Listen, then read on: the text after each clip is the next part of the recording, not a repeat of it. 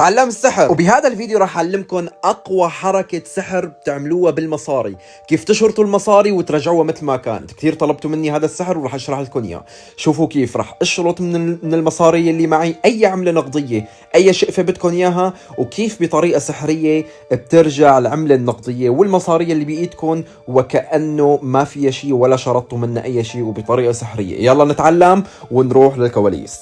قبل ما نروح لشرح هذا السحر لا تنسى انك تحط لايك لهذا الفيديو وتتابعني. اكتب لي بالكومنتات شو حابب تتعلم لاشرح لك. يا كروت شفتك لا حطيت لايك ولا تابعتني. يلا تابعني، بس كبستين على الشاشه، اكتب كومنت حلو ولا تنسى تعمل فولو. اول شيء لازم تجيب اي عمله نقديه ورقيه مثل ما انتم عم تشوفوا وتطعجوها بهذا الشكل، وبعدين تشرطوا منها قسم صغير وتورجوا العالم وكانه انتم شرطوها وتاخذوها بايدكم، ولكن بالحقيقه انت ما راح تشرط القسم ابدا. القسم راح يكون بهذا الشكل، راح تتركه مثل ما انت عم تشوف. راح ترجع القسم يلي انت شرطت منه بهذا الشكل وترجعه لورا بطريقه انك توهم العالم انه عن جد انت شرطتها واخذتها حطيتها بتمك. ففعليا الشقفه بقيت مطرحها، هي ما بتمك، هي لساتها مخبايه ورا العمله، فبدك تدير بالك من الزاويه بانه ما حدا يشوفك.